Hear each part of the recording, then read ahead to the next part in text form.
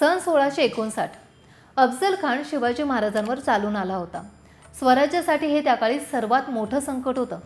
त्याचबरोबर अफजल खानाच्या या मोहिमेदरम्यान अनेक देवस्थानांना धोका निर्माण झाला होता। पंढरपूर परिसरातही भीतीचं वातावरण होतं। म्हणून आपल्या लाडक्या विठ्ठलाच्या मूर्तीच्या सुरक्षेची चिंता भक्तांना सतावत होती। पण तसं बघितलं तर ही फक्त एक सुरुवात होती, कारण खरं संकट आलं ते औरंगजेबाच्या काळात। सन 1669 नंतर स्वराज्यावर मुघल आक्रमणांचा धोका वाढू लागला। म्हणून या काळात मंदिरं आणि मूर्ती वाचवण्यासाठी भक्तांनी एक कठीण निर्णय घेतला आणि विठ्ठलाची मूर्ती गुप्तपणे मंदिरातून बाहेर काढून मूर्तीला माढा गावात सुरक्षित ठेवण्यात आलं। खऱ्या अर्थाने आपल्या लाडक्या विठुरायाच्या मूर्तीला जपण्यासाठी वारकरी, पुजारी आणि गावकऱ्यांनी त्या काळी स्वतःचा जीव धोक्यात घातला होता।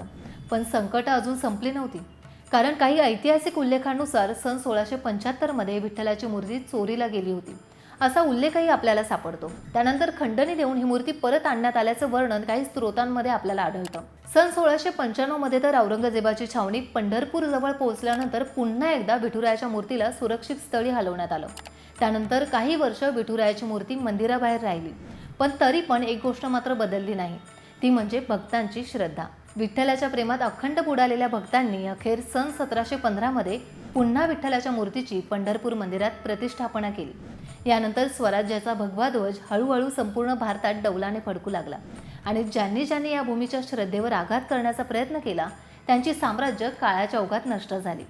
पण विठुरायाचं नाव, विठुरायाची भक्ती आणि पंढरपूरची वारी आजही तितक्याच तेजाने आणि ऊर्जेने सुरू आहे। कारण विठू माऊली ही फक्त दगडाची मूर्ती नाही, ती लाखो वारकऱ्यांच्या श्वासात आहे, त्यांच्या नामस्मरणात आहे, त्यांच्या अश्रूंमध्ये आणि त्यांच्या भक्तीत आहे। म्हणूनच विठुरायाच्या भक्तीत तल्लीन वारकरी आजही शेकडो मैल प्रवास करून विठुरायाच्या दर्शनासाठी वारी करायला कधीच चुकत नाही आणि ते विश्वासाने म्हणतात, होईन भिकारी पंढरीचा वारकरी, हाची माझा नेमधर्म, मुखी विठोबाचे नाम, हीच माझी उपासना लागे संतांच्या चरणा। जय जय रामकृष्ण हरी।